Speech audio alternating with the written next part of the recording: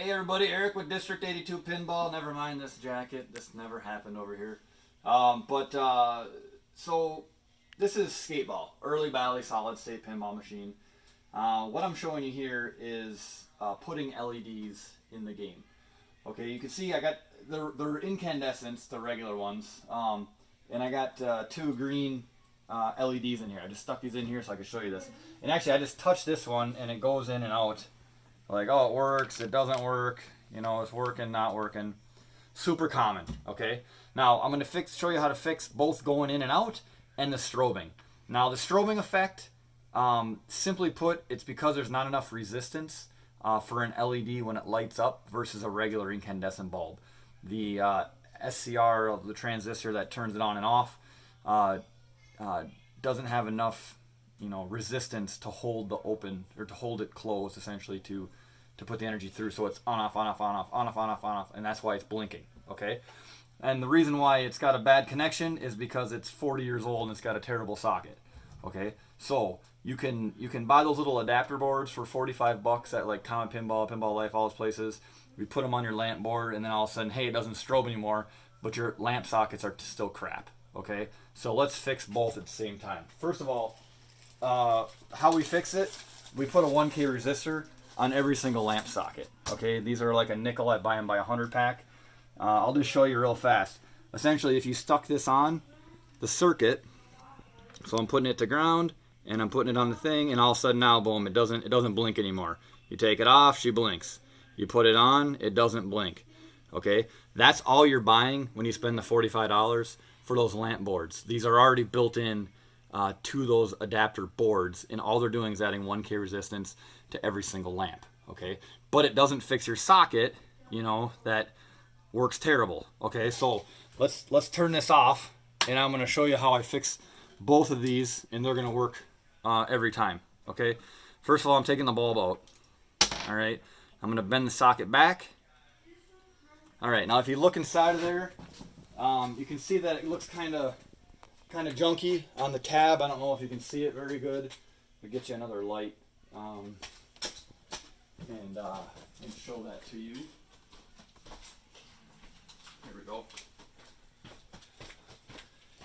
All right. So you see how that metal tab that the end of the light actually touches? It just looks bad. Okay, so what do? I take my drill. It's got these things on here. They're not expensive. You can get them at Harbor Freight in a multi-pack, or you can get them off eBay in a 10-pack for like $3 or $4 shipped. You just put it in a drill. You bend it down. Okay, that's how I clean the inside of the lamp socket. Now it's all nice and shiny. Not really, it's kind of hard to tell on the video, but it's all shiny now, right? So now, next thing I do, put this on my head so I can actually see. So we'll do that to both. This one's not very good on the inside either. That one's now done. Okay, next thing I do. These are machine sockets. Okay, everything's put together by a machine and pressed together. It's all done by friction, and as long as you have good contact between your wire to this with the solder connection, and then from this to the actual tubular socket, that passes the current onto the outside of your bulb, okay? Then you got the wire here, which solders directly to this, but then it's by friction, it goes to the button, and then from the button, it transfers to the tab on the inside, okay, with a spring. So if there's corrosion or anything anywhere in that connection, it doesn't work right, and it's always blinking on and off. So what I do is I eliminate as many of those machine press friction sockets as I can, okay? So now I take this thing, which you can get at, there you go. I get these at Fleet Farm or Menards or something. Paint and varnish removers, anything like this. It's just a rough thing to rough up the socket so the solder's gonna stick. And first thing I do, is actually cut off the wire. Okay, let's just cut off the wire. All right, now I'm gonna rough it out. Okay, So now I roughed it up between the body and the little tiny base. All right, and then I'm going to do the button on the bottom.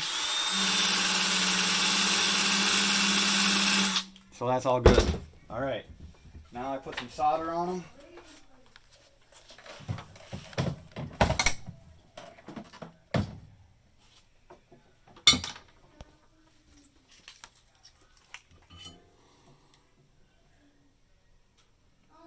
Solder on the button, because now I'm just eliminating that machine part or friction part. Put some solder on this, and make sure you don't bridge the connection, okay, to the button there. All right. Actually, don't put the bulb in yet. Gonna strip the wire.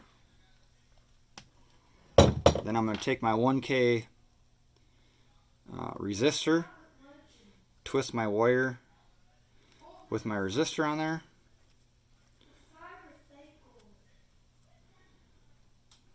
All right. Put some solder on this.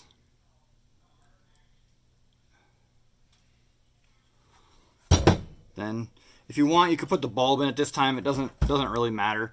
It just makes the tab stick out a little further. I'm going to solder the wire right to the button with the resistor on it. Okay, and it still moves, so it's not, I didn't solder it to anything else by accident. Then I put the wire on there.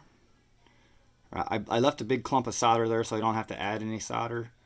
And then the wire should form right to it. Boom. Take my cutters, bend this wire out, take my cutter, cut it off, put the bulb back in. Okay, there, and then I usually just take the tab and just bend it over. Okay, now this is the one that was all janky. It kind of went on and off. Let's go ahead and turn it back on.